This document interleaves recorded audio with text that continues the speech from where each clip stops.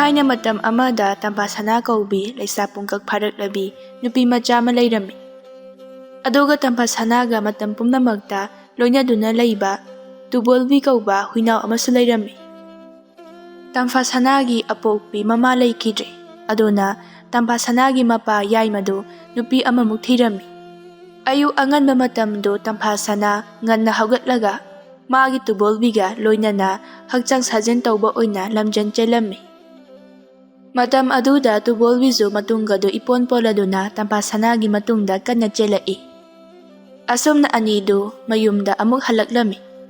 Adubo makoy anina haraw-haraw mayum halakwa matamda tampasanagi mama atombi mukhiyedo imungdagi isawo kariyo tawduna thoraklami.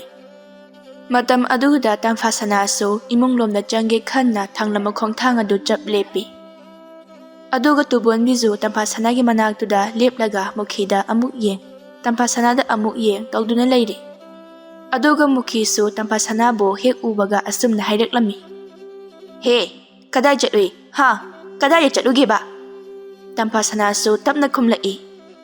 Ima, ai sum wada makha taba nangdringai mukhi yam sauna hairai.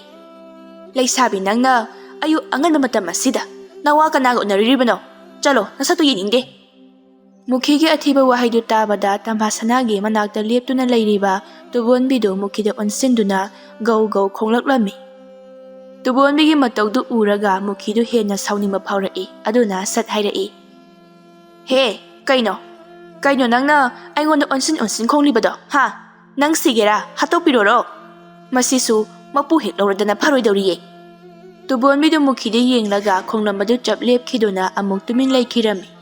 Aduga tampasanaso imungda changkhri. Aduga tubonbidu mapanda lehori. Asomna ngaihaki matung tampasanado chak loiraduna mapabo hingkoldagi kausiluri. Aduga mamaton su kauraduna makoi ikoina chakhum aduda phamlaga chak chadogi tawrami. Aduga tampasanagi mapa yaimana hanglai.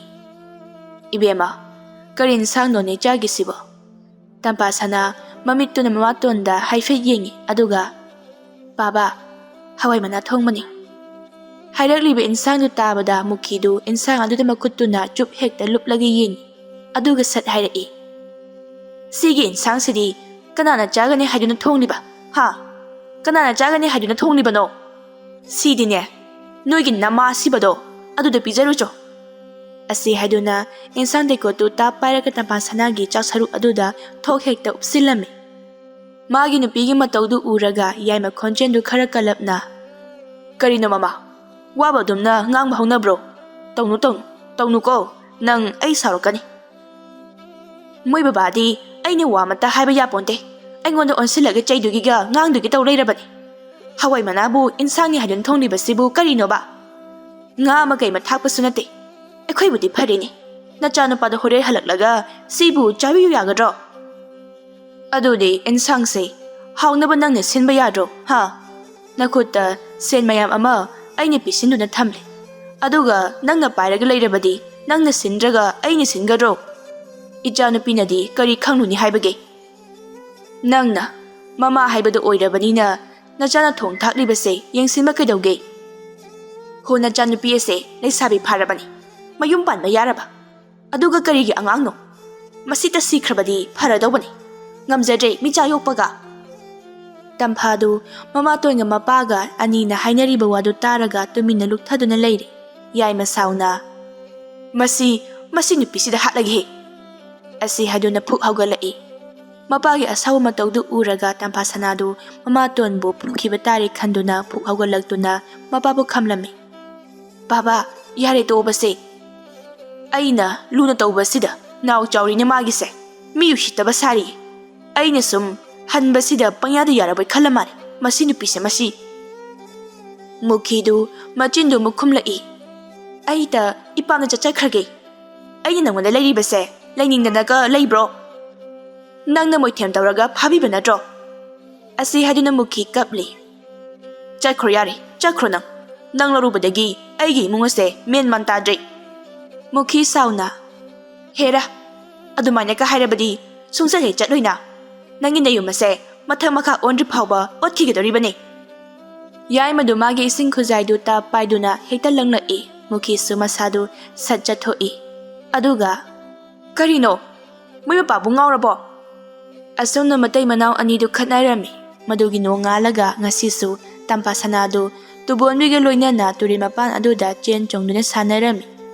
Matam aduda pakhang macha khara sulaktuna tampa sanabu ubada laknaraklami. Tampa sanasu tubonbibu manakta tapna singsillaga nason pikna hairami. Tubonbi adagi nupasing ase tanaraga chiklucho. Aduga pakhang sing adusu tampa sanatam na sangsilakpani adubu khanghaude tubonbina sabtramaga loinana huinauni haibaga thajada khai ngangnaduna pakhang machasing adu tamna hekta sensilai. Tubonbigi mataudu ubada tampa sanagi manakta changlak iba pakhang machasing adu hauduna chenkirami. Madu ubada tampa sanana noklaga tubonbidu manakta amuk kauksili.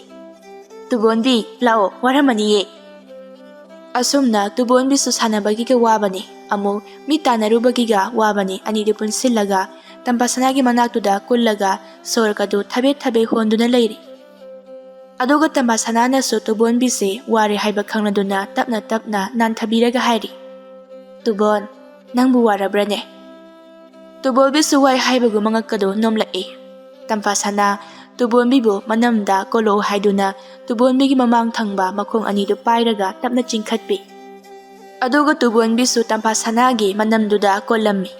Asumna tampa sanana tubonbibu puraga mayumda muhalakli. Mayum hek yaurakpaga tubonbibu tapna thamlaga hairi. Tubon nang sida patharaga layuko ai thabak loisilukige. Asi haiduna tampa sana imungi thabak makum mata khara loisilami. Madugi matung nongmagi numit amada tampa sanado phi khara sudok samthoklami. Matam aduda Mamaton bi mukhigi phisu yaurami. Asumna ngaihaki matung phidu suba loiraduna amuk phawrami. Tubon bisu tampa sanagi manakta adum hekullaga leirami.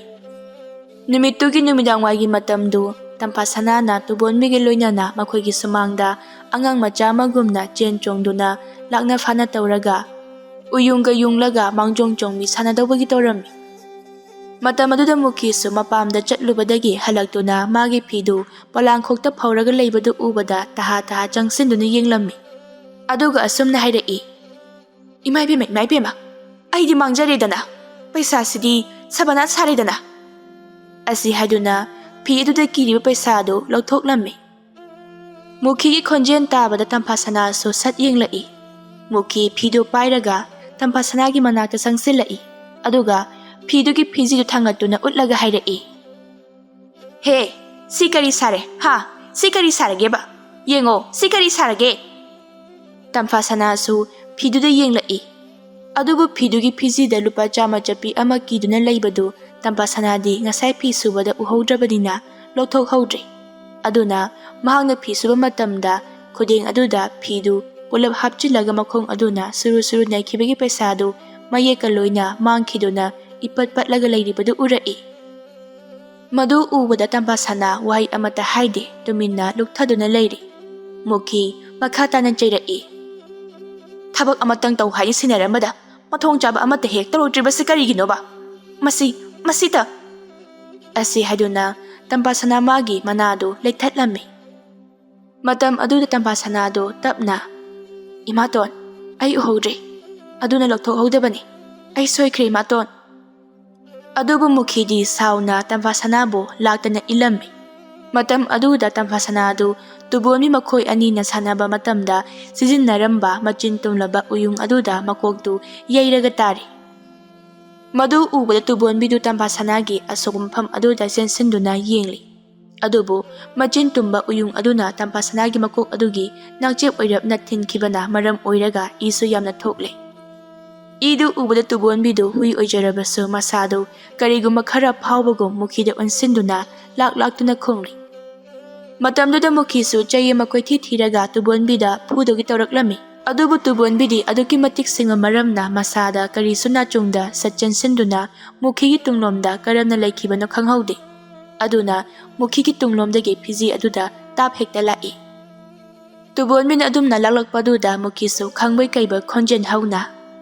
Ima mi chi e asi haramlaga imungda kanya chensin khirami. Madugi matung tubonbidu Tampa Sanagi mamay aduda mareiduna sasat leklaga hawgalo haibagum tawrami. Tampa Sanasu tapna hairei. Tubon, ay kokse yam naye. Aduga kokse yam ngawi. Ising kitang pami tubon.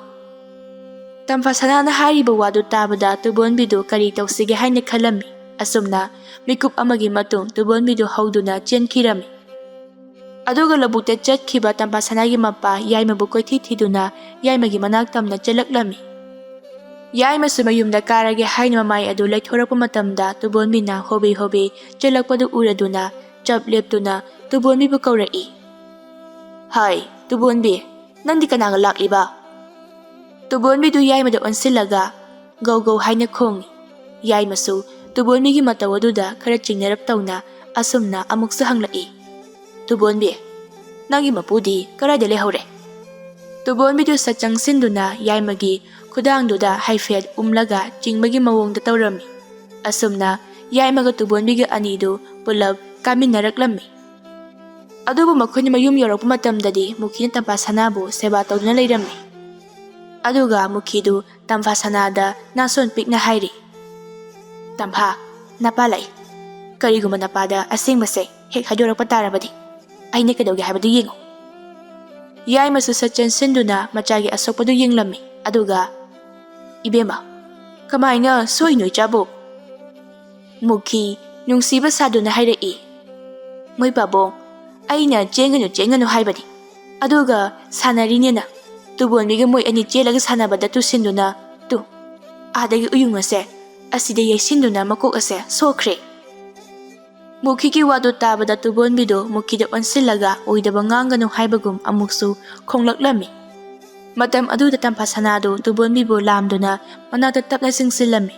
Aduga tubonbigi machin aduda makhutuna mensilami. Yaimana, asidadi kamdawno uyung ase, yungliba. Onthong na mathong chadidako ipagi bemanangse. Tampa Sana tapna. Pabong, tubonbi ibani chay phairaga chongmi sanase haiduna uyung ama hana yungbani.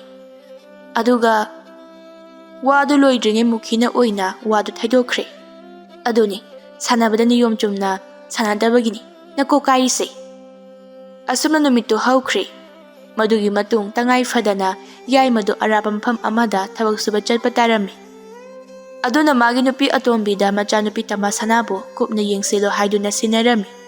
Asumna yaimadu thabak chatkre.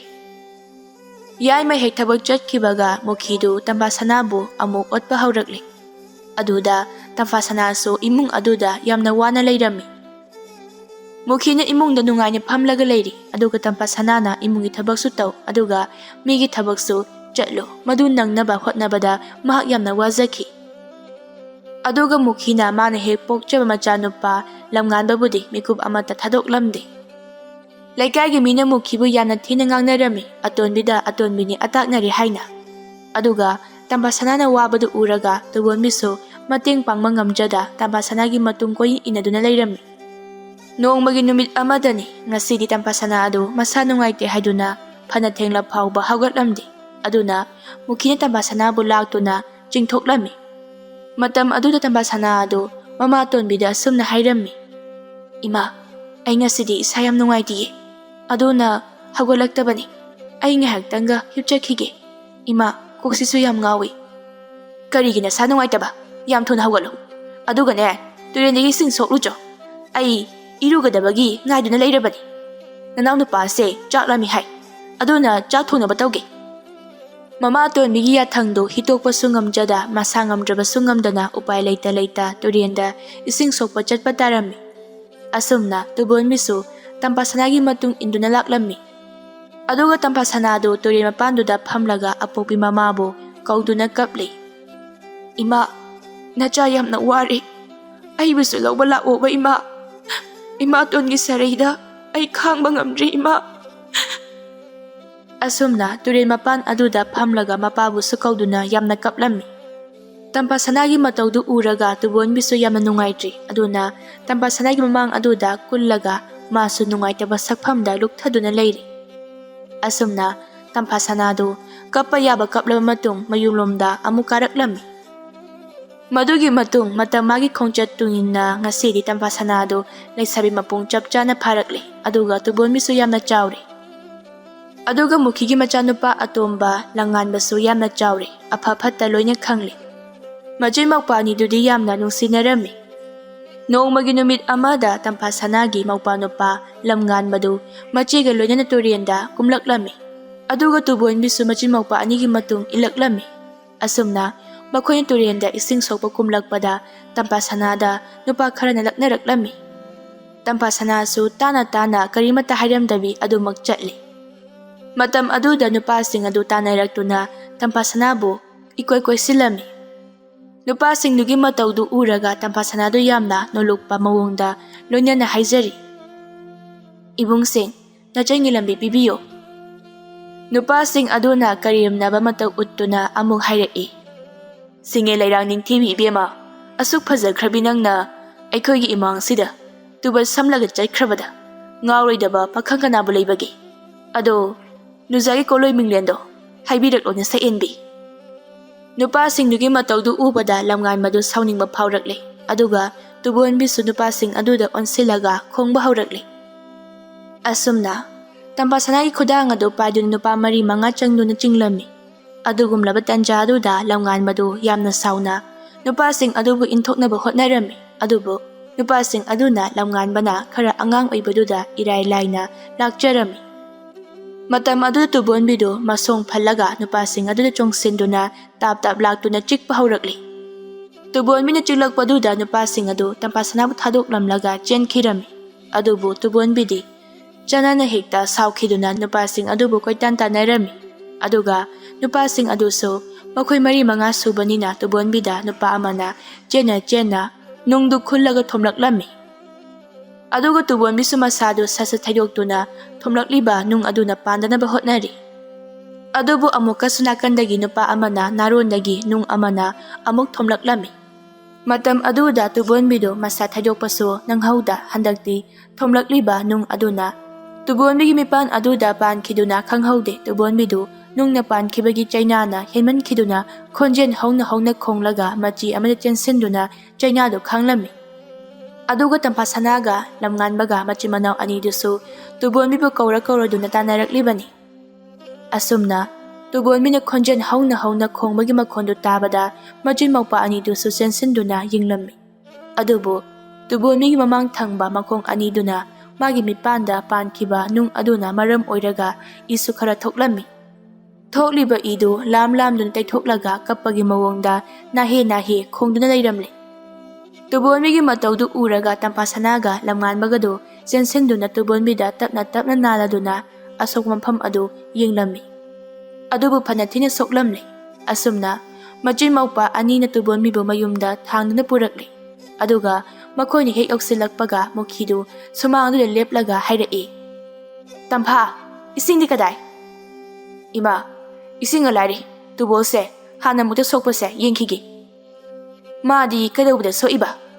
Lamngan ba na? Mina, nung natomla iba. Tau ni ye. Matong jawa tabak amatadi tawdra ni na, mina adum puba chayba tarok patabani. Ima, adumay na haino. Nupa kara na koy chese, padagi tawrini. Aduda tubon mina nupa singado, tanarubada so ini. Lambi jatpada, jumna jatla mo ye. Giga tawraga koy lang no chatlamgani ye aluna tawri oiramgani ima yare to asuna makoy imungda changkhri aduga yaimasu machani gi khallaga arap maphamda thabak suba chattuna sen talami aduga mukhi su hanadi machanu pana chawdri kandadi tampasanabo yamna otkhibani aduna haujikti lamngan mamada machi tampasanada chai thangi haiduna sawrabanina mukhidu kharadi hallabani aduga Magi taina famse kari su khangjadaba tubon bida oirami aduna tampasanada sawraga tubon bida taina duna tubon migi chak phauba pizaroidogi tawrami adubo lamngan maga tampasanaga na leiri makhai tubon mina chara henba haibase oithoktabani adubo nongmagi numit amada tampasanaga lamngan bagadu tampasanagi mama apokpa mapu maben anigi manakta chatlami ngasidi makoyna chathoba matamda lamdu lapanina tubon bibu mayumda thambirambani majin maupanin chathokibagi tanja yenglaga mukhidu tubon bibu chak pijaramde aduga ꯇꯝꯄꯥꯁꯅꯥꯒꯤ ꯊꯃꯣꯏ ꯁꯣꯛꯅꯕꯒꯤ ꯂꯝꯕꯤꯁꯤ ꯀꯩꯗꯧꯁꯤꯒꯤ ꯈꯜꯂꯛꯄꯗ ꯇꯨꯕꯣꯟꯕꯤ ꯍꯥꯠꯂꯒꯦ ꯍꯥꯏꯅ ꯈꯜꯂꯝꯃꯤ꯫ ꯑꯗꯨꯅ ꯃꯨꯈꯤꯅ ꯇꯝꯄꯥꯁꯅꯥ ꯑꯁꯤ ꯃꯥꯒꯤ ꯄꯤꯕꯨꯛꯅꯨꯡꯗꯒꯤ ꯇꯥꯕ ꯃꯆꯥ ꯅꯠꯇꯦ ꯍꯥꯏꯗꯨꯅ ꯅꯨꯡꯁꯤꯕ ꯁꯨꯡꯐꯥꯎ ꯐꯥꯎꯔꯝꯗꯦ꯫ ꯑꯗꯨꯅ ꯇꯝꯄꯥꯁꯅꯥꯕꯨ ꯑꯋꯥꯕ ꯄꯤꯔꯒ ꯃꯨꯈꯤꯒꯤ ꯅꯨꯡꯉꯥꯏꯖꯕꯤ ꯑꯣꯏꯔꯝꯃꯤ꯫ ꯑꯗꯨꯒ ꯉꯁꯤꯗꯤ ꯇꯨꯕꯣꯟꯕꯤꯗꯨ ꯃꯨꯈꯤꯅ ꯆꯥꯛ ꯄꯤꯖꯗ꯭ꯔꯕꯅꯤꯅ ꯃꯍꯥꯛ ꯆꯥꯛ ꯌꯥꯝꯅ ꯂꯥꯝꯕ ꯐꯥꯎꯔꯛꯂꯝꯃꯤ꯫ ꯑꯗꯨꯅ ꯇꯨꯕꯣꯟꯕꯤꯗꯨ ꯊꯣꯡꯖꯤꯟ ꯃꯄꯥꯟ ꯑꯗꯨꯗ ꯀꯨꯜꯂꯒ ꯃꯨꯈꯤꯅ ꯆꯥꯛ ꯊꯥꯔꯛꯀꯗ꯭ꯔꯥ ꯍꯥꯏꯅ ꯌꯦꯡꯂꯝꯃꯤ꯫ ꯆꯥꯛ ꯆꯥꯕꯒꯤ ꯃꯇꯝꯁꯨ ꯍꯦꯟꯗꯣꯛꯈꯤꯗꯨꯅ ꯃꯇꯝ ꯑꯗꯨ ꯐꯅꯌꯥꯝ ꯊꯦꯡꯖꯤꯟꯈ꯭ꯔꯦ꯫ ꯑꯁꯨꯝꯅ ꯇꯨꯕꯣꯟꯕꯤꯗꯨ ꯃꯨꯈꯤꯅ ꯆꯥꯛꯁꯨ ꯄꯨꯊꯣꯔꯛꯇ꯭ꯔꯕꯗꯨꯗꯗꯤ ꯃꯍꯥꯛ ꯆꯥꯛ ꯂꯥꯝꯕꯅ ꯍꯦꯟꯃꯟꯈꯤꯗꯨꯅ ꯊꯣꯡꯒꯥꯟꯂꯣꯝꯗ ꯁꯨꯝ ꯊꯣꯔꯛꯇꯨꯅ ꯇꯝꯄꯥꯁꯅꯥ ꯍꯣꯏ ꯂꯥꯛꯄ ꯉꯥꯏꯖꯔꯝꯃꯤ꯫ ꯃꯗꯨꯒꯤ ꯇꯟꯖꯥꯗꯨꯗ ꯃꯈꯣꯏꯒꯤ ꯊꯣꯡꯒꯥꯟ ꯑꯗꯨꯗ ꯀꯅꯥꯒꯤ ꯉꯥꯅꯨ ꯃꯆꯥꯅꯣ ꯈꯪꯗꯦ ꯈꯔ ꯈꯣꯡꯕꯥꯟꯗ ꯏꯔꯨꯞꯇꯨꯅ ꯁꯥꯟꯅꯔꯒ ꯂꯩꯕꯗꯨ ꯇꯨꯕꯣꯟꯕꯤꯅ ꯎꯔꯛꯇꯨꯅ ꯃꯍꯥꯛ ꯃꯗꯨ ꯆꯥꯒꯦ ꯍꯥꯏꯅ ꯈꯟꯕ ꯍꯧꯔꯛꯂꯝꯃꯤ꯫ ꯑꯁꯨꯝꯅ ꯇꯨꯕꯣꯟꯕꯤꯅ ꯉꯥꯅꯨ ꯃꯆꯥ 4-5ꯗꯣ ꯐꯥꯗꯨꯅ ꯆꯥꯔꯝꯃꯤ꯫ ꯇꯨꯕꯣꯟꯕꯤꯅ ꯉꯥꯅꯨ ꯐꯥꯔꯒ ꯆꯥꯕꯗꯨ ꯃꯤꯑꯣꯏ ꯈꯔꯅ ꯎꯍꯧꯔꯗꯨꯅ ꯉꯥꯅꯨ ꯃꯄꯨ ꯑꯗꯨꯗ ꯄꯥꯎꯗꯨ ꯑꯃꯨꯛ ꯇꯝꯂꯝꯃꯤ꯫ ꯑꯁꯨꯝꯅ ꯉꯥꯅꯨ ꯃꯄꯨ ꯊꯣꯏꯕꯤ ꯃꯆꯥꯗꯨ ꯂꯥꯛꯇꯨꯅ ꯃꯨꯈꯤꯕꯨ ꯀꯧꯔꯛꯂꯝꯃꯤ꯫ ꯃꯇꯝ ꯑꯗꯨꯗ ꯃꯨꯈꯤꯁꯨ ꯏꯃꯨꯡꯗꯒꯤ ꯊꯣꯔꯛꯂꯝꯃꯤ꯫ ꯊꯣꯏꯕꯤ ꯃꯆꯥꯅ ꯍꯥꯏꯔꯛꯏ, "ꯃꯨꯈꯤ, ꯅꯣꯏꯒꯤ ꯇꯨꯕꯣꯟꯕꯤꯗꯨ ꯂꯩꯕ꯭ꯔꯥ? ꯃꯗꯨꯒꯤ ꯍꯨꯏꯗꯣ ꯂꯝ ꯌꯥꯝꯅ ꯍꯦꯜꯂꯤ." ꯇꯨꯕꯣꯟꯕꯤꯅ ꯀꯔꯤ ꯇꯧꯔꯝꯂꯒꯦ ꯊꯣꯏꯕꯤ ꯃꯆꯥ? "ꯏꯆꯦ, ꯅꯣꯏꯒꯤ ꯇꯨꯕꯣꯟꯕꯤꯅ ꯑꯩꯒꯤ ꯉꯥꯅꯨ ꯃꯆꯥꯁꯤꯡ ꯑꯗꯣ ꯐꯥꯔꯒ ꯂꯣꯏꯅ ꯆꯠꯊꯣꯛꯂꯝꯂꯦ." ꯃꯨꯈꯤ ꯁꯥꯎꯔꯞꯅ, "ꯇꯧꯕꯅꯤ ꯏꯕꯦꯝꯃ, ꯑꯩꯅꯅꯦ ꯉꯍꯥꯟꯅ ꯌꯣꯟꯈ꯭ꯔꯁꯦ ꯍꯥꯏꯕꯅꯤ꯫ ꯑꯗꯨꯕꯨ ꯌꯣꯜꯂꯁꯦ ꯍꯥꯏꯕꯁꯦ ꯑꯩꯈꯣꯏꯒꯤ ꯏꯃꯥ ꯁꯥꯕꯤ ꯂꯩꯁꯥꯕꯤꯗꯨꯅ ꯌꯥꯕ ꯀꯧꯕ ꯅꯠꯇꯦ꯫ ꯍꯥꯏꯗ ꯍꯥꯏꯔꯨꯔꯒꯅ ꯑꯩꯕꯨ ꯑꯄꯣꯛꯄꯤ ꯃꯃꯥ ꯅꯠꯇꯦ ꯍꯥꯏꯗꯨꯅ ꯇꯧꯔꯤꯕꯅꯤ ꯍꯥꯏꯅ ꯍꯦꯛꯇ ꯍꯥꯏꯕ꯫ ꯑꯗꯣ ꯊꯣꯏꯕꯤ ꯃꯆꯥ, ꯉꯁꯤꯗꯤ ꯇꯥꯟ ꯌꯥꯝ ꯆꯥꯔꯦ꯫ ꯇꯨꯕꯣꯟꯕꯤꯁꯦ ꯅꯝꯗꯅ ꯍꯥꯠꯇꯣꯛꯄ꯭ꯔꯥ, ꯌꯣꯟꯊꯣꯛꯄ꯭ꯔꯥ, ꯀꯔꯤꯅꯣꯃ ꯇꯧꯍꯧꯔꯒꯦ." ꯊꯣꯏꯕꯤ ꯃꯆꯥꯁꯨ ꯉꯥꯏꯍꯥꯛꯇꯪꯒꯤ ꯑꯁꯥꯎꯕꯗꯨꯅ ꯐꯠ ꯍꯥꯏꯔꯛꯂꯝꯃꯤ, "ꯍꯣꯏ ꯏꯆꯦ, ꯑꯗꯨꯃꯥꯏꯅ ꯇꯧꯕꯤꯔꯣ꯫ ꯅꯠꯇ꯭ꯔꯕꯗꯤꯅꯦ ꯂꯩꯀꯥꯏꯁꯦ ꯉꯥꯅꯨ ꯌꯦꯟ ꯑꯃꯠꯇ ꯂꯣꯏꯕ ꯉꯝꯂꯔꯣꯏ." ꯃꯗꯨꯒꯤ ꯃꯇꯨꯡ ꯉꯥꯏꯍꯥꯛ ꯂꯩꯔꯒ ꯇꯨꯕꯣꯟꯕꯤꯁꯨ ꯃꯌꯨꯝꯗ ꯍꯜꯂꯛꯂꯝꯃꯤ꯫ ꯑꯗꯨꯕꯨ ꯃꯨꯈꯤꯅ ꯇꯨꯕꯣꯟꯕꯤꯕꯨ ꯍꯦꯛ ꯎꯕꯒ ꯀꯣꯏꯇꯥꯟ ꯇꯥꯟꯕ ꯍꯧꯔꯛꯂꯦ꯫ ꯇꯨꯕꯣꯟꯕꯤꯁꯨ ꯌꯨꯝ ꯑꯗꯨꯒꯤ ꯑꯀꯣꯏꯕꯗꯨꯗ ꯀꯣꯏꯂꯩ ꯂꯩꯗꯨꯅ ꯈꯥꯡꯂꯤ꯫ ꯑꯁꯨꯝꯅ ꯇꯨꯕꯣꯟꯕꯤꯕꯨ ꯇꯝꯄꯥꯁꯅꯥ ꯃꯆꯤꯟ ꯃꯧꯄꯥ ꯑꯅꯤꯅ ꯂꯥꯛꯇ꯭ꯔꯤꯉꯩ ꯇꯟꯖꯥꯗꯨꯗ ꯃꯨꯈꯤꯅ ꯂꯩꯀꯥꯏꯒꯤ ꯅꯨꯄꯥ ꯃꯆꯥ ꯈꯔ ꯅꯦꯛꯂꯒ ꯇꯨꯕꯣꯟꯕꯤꯕꯨ ꯐꯥꯅꯕꯒꯤ ꯊꯧꯔꯥꯡ ꯇꯧꯔꯝꯃꯤ꯫ ꯑꯗꯨꯕꯨ ꯅꯨꯄꯥ 5-6ꯅ ꯇꯨꯕꯣꯟꯕꯤꯕꯨ ꯀꯣꯏꯁꯤꯜꯂꯝꯃꯤ꯫ ꯃꯇꯝ ꯑꯗꯨꯗ ꯇꯨꯕꯣꯟꯕꯤꯗꯨ ꯃꯌꯥ ꯍꯥ ꯀꯥꯔꯒ ꯑꯃꯗ ꯑꯃꯨꯛ ꯑꯣꯟꯁꯤꯜꯂꯒ ꯈꯣꯡ, ꯑꯃꯗ ꯑꯃꯨꯛ ꯑꯣꯟꯁꯤꯜꯂꯒ ꯈꯣꯡ ꯇꯧꯗꯨꯅ ꯃꯁꯥꯗꯨ ꯂꯤꯊꯣꯛꯅꯕ ꯍꯣꯠꯅꯔꯝꯃꯤ꯫ ꯑꯗꯨꯒ ꯁꯣꯝꯗꯅ ꯇꯝꯄꯥꯁꯅꯥ ꯃꯆꯤꯟ ꯃꯧꯄꯥꯗꯣ ꯃꯌꯨꯝꯗ ꯍꯜꯂꯛꯄ ꯍꯧꯔꯛꯂꯝꯃꯤ꯫ ꯑꯗꯨꯒ ꯀꯩꯊꯦꯜꯗ ꯆꯪꯗꯨꯅ ꯇꯨꯕꯣꯟꯕꯤꯒꯤ ꯑꯆꯥꯄꯣꯠꯁꯨ ꯂꯩꯕꯤꯔꯝꯃꯤ꯫ ꯑꯁꯨꯝꯅ ꯁꯣꯝꯗꯁꯨ ꯇꯨꯕꯣꯟꯕꯤꯗꯨ ꯃꯌꯥꯝ ꯆꯪꯗꯨꯅ ꯌꯣꯝꯁꯤꯜꯂꯒ ꯅꯝꯗꯨꯅ ꯐꯥꯔꯝꯃꯤ꯫ ꯃꯇꯝ ꯑꯗꯨꯗ ꯇꯨꯕꯣꯟꯕꯤꯗꯨ ꯈꯣꯡꯕꯗ ꯂꯣꯏꯔꯦ꯫ ꯑꯗꯨꯒ ꯃꯍꯥꯛꯅ ꯃꯤꯀꯨꯞ ꯑꯁꯤꯗ ꯈꯜꯂꯝꯃꯤ, ꯇꯝꯄꯥꯁꯅꯥ ꯃꯆꯤꯟ ꯃꯅꯥꯎꯗꯨ ꯂꯥꯛꯇꯨꯅ ꯃꯥꯕꯨ ꯀꯟꯕꯤꯔꯕꯗꯤ ꯍꯥꯏꯅ꯫ ꯑꯁꯨꯝꯅ ꯇꯨꯕꯣꯟꯕꯤꯗꯨ ꯕꯣꯔꯥ ꯑꯃꯒꯤ ꯃꯅꯨꯡꯗ ꯍꯥꯞꯆꯤꯜꯂꯒ ꯄꯨꯈꯤꯔꯝꯃꯤ꯫ ꯉꯥꯏꯍꯥꯛꯀꯤ ꯃꯇꯨꯡ ꯇꯝꯄꯥꯁꯅꯥ ꯍꯣꯏꯁꯨ ꯃꯌꯨꯝꯗ ꯍꯜꯂꯛꯂꯝꯃꯤ꯫ ꯑꯗꯨꯒ ꯃꯌꯨꯝ ꯍꯦꯛ ꯌꯧꯔꯛꯄꯒ ꯇꯨꯕꯣꯟꯕꯤꯕꯨ ꯍꯥꯟꯅ ꯀꯣꯏꯀꯧ ꯀꯧꯔꯛꯂꯝꯃꯤ꯫ ꯑꯗꯨꯕꯨ ꯇꯨꯕꯣꯟꯕꯤꯗꯤ ꯊꯣꯔꯛꯇ꯭ꯔꯤ꯫ ꯅꯍꯥꯟꯈꯩꯗꯤ ꯇꯝꯄꯥꯁꯅꯥꯒꯤ ꯈꯣꯟꯖꯦꯜ ꯇꯥꯕꯗ ꯃꯍꯥꯛ ꯌꯥꯝꯅ ꯍꯔꯥꯎ ꯍꯔꯥꯎꯅ ꯆꯦꯟꯊꯣꯔꯛꯈꯤꯕꯅꯤ꯫ ꯑꯗꯨꯕꯨ ꯉꯁꯤꯗꯤ ꯇꯨꯕꯣꯟꯕꯤ ꯀꯗꯣꯝꯗ ꯆꯠꯈ꯭ꯔꯕꯒꯦ ꯍꯥꯏꯅ ꯈꯜꯂꯝꯃꯤ꯫ ꯑꯗꯨꯒ ꯂꯝꯉꯥꯟꯕꯁꯨ ꯃꯃꯥꯒꯤ ꯃꯅꯥꯛꯇ ꯆꯪꯂꯛꯇꯨꯅ ꯇꯨꯕꯣꯟꯕꯤꯕꯨ ꯍꯪꯂꯛꯏ꯫ ꯃꯨꯈꯤꯁꯨ ꯈꯪꯗꯦ ꯍꯥꯏꯗꯨꯅ ꯈꯨꯝꯂꯛꯂꯝꯃꯤ꯫ ꯇꯝꯄꯥꯁꯅꯥꯗꯨ ꯃꯐꯤ ꯃꯔꯣꯟꯒ ꯍꯣꯡꯗꯈꯩ ꯇꯨꯕꯣꯟꯕꯤꯕꯨ ꯃꯥꯏꯀꯩ ꯑꯣꯟꯗꯨꯅ ꯀꯧꯔꯤ꯫ ꯑꯗꯨꯒ ꯃꯃꯥꯇꯣꯟꯗ ꯑꯃꯨꯛꯁꯨ ꯍꯪꯂꯤ, "ꯏꯃꯥ, ꯑꯩꯈꯣꯏ ꯇꯨꯕꯣꯟꯗꯤ?" "ꯀꯩꯒꯤꯅꯣ ꯅꯪꯅ ꯇꯨꯕꯣꯜꯑꯅ ꯅꯣꯡꯉꯥꯟꯕꯗꯒꯤꯅ ꯅꯨꯃꯤꯠ ꯇꯥꯕ ꯐꯥꯎꯕ ꯁꯨꯝ ꯍꯪꯂꯒ ꯂꯩꯔꯤꯕꯁꯦ?" ꯂꯝꯉꯥꯟꯕꯅ ꯅꯥꯀꯟꯗꯒꯤ ꯈꯨꯝꯂꯛꯏ, "ꯏꯃꯥ, ꯍꯪꯐꯝ ꯊꯣꯛꯄꯅꯤ. ꯌꯨꯝ ꯑꯁꯤꯗ ꯂꯩꯍꯧꯔꯤꯁꯦ ꯏꯃꯥ ꯅꯇꯣꯝꯇꯅꯤ. ꯑꯗꯨꯅ ꯀꯗꯣꯝꯅ ꯂꯩꯈ꯭ꯔꯕꯒꯦ ꯍꯪꯕꯁꯦ ꯌꯥꯗ꯭ꯔꯕꯣ? ꯍꯥꯏ, ꯑꯩꯁꯦ ꯍꯨꯏ ꯃꯄꯤꯔꯣ? ꯇꯨꯕꯣꯟꯗꯣ ꯑꯩꯒꯤ ꯆꯥꯔꯕ? ꯑꯩꯕꯨ ꯃꯥꯒꯤ ꯃꯇꯨꯡꯗ ꯁꯨꯝ ꯏꯜꯂꯒ ꯂꯩꯕꯁꯦ ꯃꯉꯥꯏꯔꯦꯅꯦ ꯅꯣꯏꯅ ꯈꯜꯂꯤꯁꯦ? ꯌꯥꯔꯦ ꯇꯣ, ꯎꯔꯁꯨꯅꯦ ꯎꯏ ꯀꯥꯏꯅ ꯍꯥꯏꯔꯛꯀꯗꯧꯕ ꯅꯠꯇꯦ. ꯏꯃꯥꯗꯤ ꯍꯤꯡꯆꯥꯕꯤꯅ ꯑꯣꯜꯂꯛꯄꯅꯤꯅ." "ꯏꯕꯨꯡꯉꯣ, ꯀꯩꯅꯣ ꯅꯪꯅ ꯉꯥꯡꯂꯤꯕꯗꯣ, ꯍꯥ? ꯑꯩꯅ ꯅꯪꯕꯨ ꯆꯥꯎꯅꯕ ꯌꯣꯛꯂꯛꯄꯒꯤ ꯃꯍꯩꯔꯣ ꯅꯪꯅ ꯑꯗꯨꯝꯅ ꯍꯥꯏꯔꯤꯕꯗꯣ?"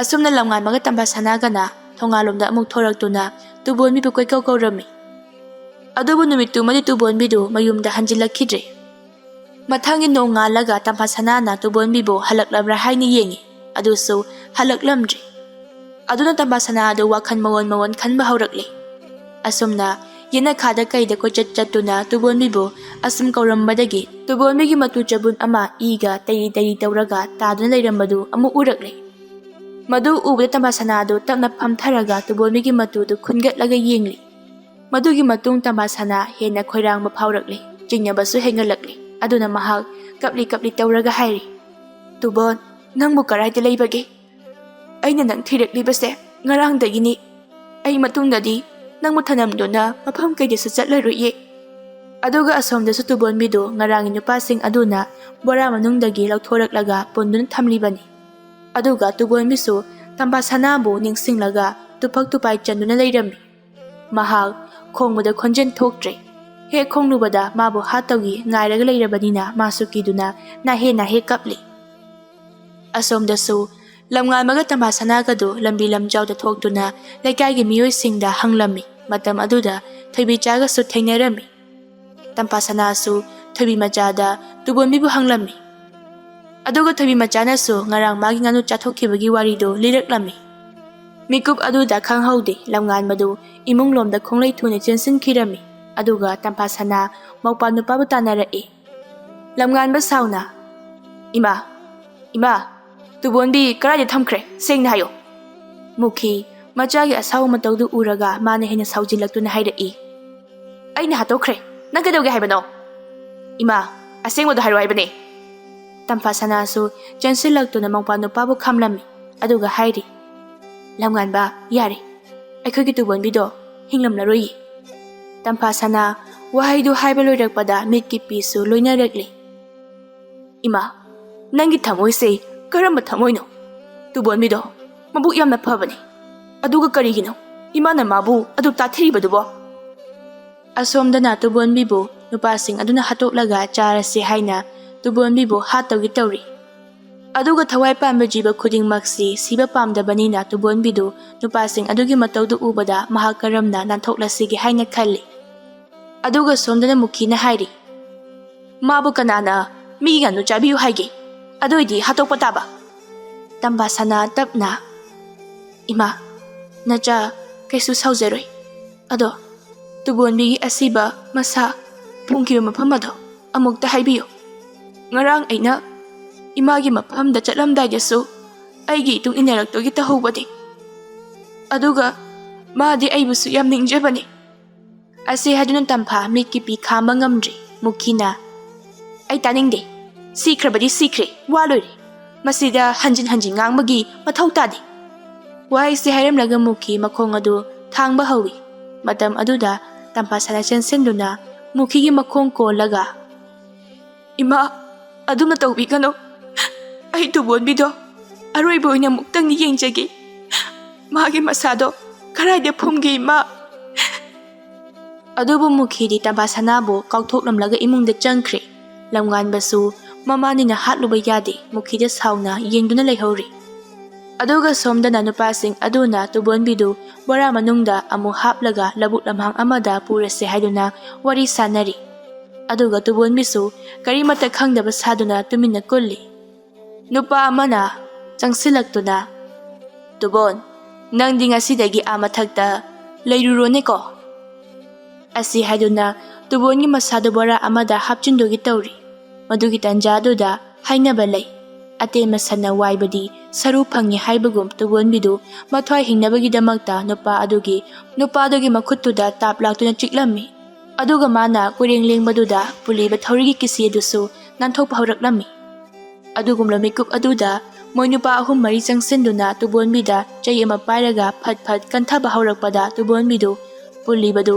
ꯅꯥꯟꯊꯣꯔꯛꯇꯨꯅ ꯅꯨꯄꯥꯁꯤꯡ ꯑꯗꯨꯗ ꯑꯣꯟꯁꯤꯟ ꯆꯤꯛꯂꯝꯃꯤ ꯑꯗꯨꯒ ꯅꯨꯄꯥꯁꯤꯡ ꯑꯗꯨꯁꯨ ꯁꯥꯎꯅꯤꯡꯕꯒꯤ ꯃꯌꯥꯏꯅ ꯇꯨꯕꯣꯟꯕꯤꯗ ꯆꯩ ꯑꯃꯅ ꯐꯩꯅ ꯍꯦꯛꯇ ꯂꯪꯉꯛꯏ ꯃꯇꯝ ꯑꯗꯨꯗ ꯇꯨꯕꯣꯟꯕꯤꯒꯤ ꯃꯈꯣꯡꯗ ꯄꯥꯟꯈꯤꯗꯨꯅ ꯇꯨꯕꯣꯟꯕꯤꯗꯨ ꯃꯈꯣꯡ ꯁꯦꯛꯅ ꯇꯝꯕꯥ ꯁꯅꯥꯒꯤ ꯃꯅꯥꯛꯇ ꯆꯦꯜꯂꯛꯂꯝꯃꯤ ꯑꯗꯨꯒ ꯁꯣꯝꯗꯁꯨ ꯇꯝꯕꯥ ꯁꯅꯥ ꯑꯗꯨ ꯂꯝꯉꯥꯟꯕꯗ ꯋꯥꯔꯤ ꯂꯤꯗꯨꯅ ꯇꯨꯕꯣꯟꯕꯤꯕꯨ ꯁꯣꯜꯂꯒ ꯀꯞꯂꯤ ꯂꯝꯉꯥꯟꯕ ꯅꯪꯅ ꯈꯪꯗꯕꯒꯤ ꯋꯥꯅꯤ ꯑꯩꯈꯣꯏ ꯇꯨꯕꯣꯟꯕꯤꯅ ꯄꯤꯛꯂꯤꯉꯩꯗ ꯏꯃꯥꯅ ꯑꯩꯕꯨ ꯌꯥꯝꯅ ꯐꯨꯈꯤ ꯃꯇꯝ ꯑꯗꯨꯗ ꯑꯩꯈꯣꯏ ꯇꯨꯕꯣꯟꯗꯣ ꯃꯥꯁꯨ ꯅꯨꯡꯉꯥꯏꯇ꯭ꯔꯗꯨꯅ ꯑꯩꯒꯤ ꯅꯥꯛꯁꯤꯗ ꯐꯝꯂꯒ ꯂꯨꯛꯊꯗꯨꯅ ꯃꯥꯒꯤ ꯃꯃꯥꯡ ꯊꯪ ꯃꯈꯣꯡ ꯑꯅꯤꯗꯨꯅ ꯑꯩꯒꯤ ꯐꯩꯕꯥꯛ ꯑꯁꯤꯗ ꯐꯝꯂꯒ ꯑꯍꯤꯡ ꯃꯤꯡꯁꯦꯟ ꯈꯪꯃꯤꯟꯅꯔꯛꯈꯤꯕꯅꯦ ꯑꯗꯣ ꯃꯥꯗꯤ ꯑꯩꯕꯨ ꯅꯨꯡꯁꯤꯗ꯭ꯔ ꯃꯥꯜꯂꯦ ꯑꯩꯅ ꯍꯜꯂꯛꯄꯗ ꯂꯩꯔꯝꯗ꯭ꯔꯦ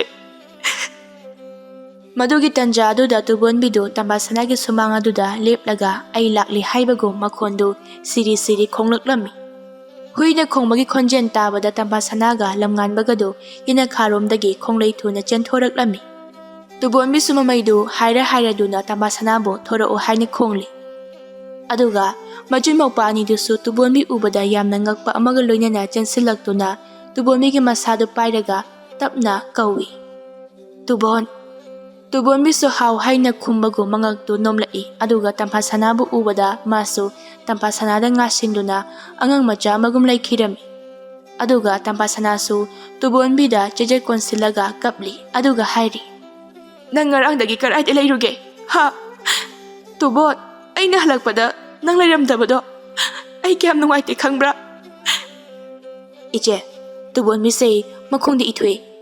Tampasanasu yenglammi aduga tubonbi pamathada pamlaga lamngamana hidak hapirami. Adubo mukhidi tubonbi ni mayumda amung halakpaduda yamna saurami. Adubo tampasanadi tubonbi manakta phamduna tubonbibo phanaba mawongda kumna yengsinbiri. Masigi matung matam khara leiraga yaimasu amung mayumda halakle. Yaima mayumda halakpa numit aduda mukhina tawsinnaduna tampasanada nungsibagi wangangangladuna pau kayama tamlammi. Lamnganba mamagi pukchen khangmanina mapada mamana macheda tawkhiba mayam amadi tubonbibu pharaga mingonda pithoklamagi warida lirami. Matam aduda yaima yamna sauna mukhibu chaibada nattana phusu phurami. Mukhina kapagi khonjen tabada khangjilagi khanduna ngasaidagi hainariba mayamdu tana tumina leirambi tambasanadu mamatongi mikap tabada tumina leiba ngamdraduna magi kadagi khongleituna chenthoraktuna mapabu khamlami. Yaimana khamgonu ibima masay marin tingdaba yaroidori. Tampasanasu mukhigi mamangda lepsinduna makhut ani lonnaraga mapada haijarami. Baba, imabu phubigano. Aigidi imatonga pabaga nakhoi anise aigi thawai ngaktani. Aduna ai imabu yam nungsiye paba. Ipagi bema ichagi thamoise karamba thamoinone. Namatona su yamna otpabu nongmata wahai imata tamthoktana nabukta thammangamlibadubo icha lande haiba ipa khangi.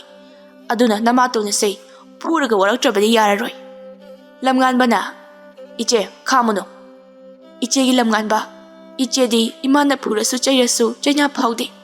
Mama oibi singna macha singbu phaningduna chai thanglibani haina khalle. Matamduda mukhidu tapna tampha asengmani ima ai imabu waraubo leijade. Tampha ima se kayada phatriba mino nangbu khajikta phauba nungsiba ngamkhidaba aigi thamoise kayada kalibano. Yaimana nachani khak leibase chamanaba miengna yengma ngamdabi nangdi hojimuna pamda chakhigadabani. Mukhi tapna moi baba ai matungdadi phatraba wakhalol asina mang tharaga icha tamphabu mirairaroi. Imagi tampha lao imana ichabu amukta chena konge lawo. Ima lamnganba amuk phagi tawrai. To adumayan taw haiba ima. Asumna mukhigi loinana tampasana makhoi mapa macha maridu tubonbigi manakta amuk sangsinduna tampasanana tubonbibu tapna pamkhatle. Mukhina tubonbi ngasidagidi nangsu yauna aina aigi icha aniga chap manaba miengna yengduna nungaina leirasiko. Tubonbisu harawa matau utuna tampasanagi mamai aduda maraiduna lamlaga leglai. Numitudagi hauraga makhoigi imung adu kalak yengthi laitana nungaina pankhirami.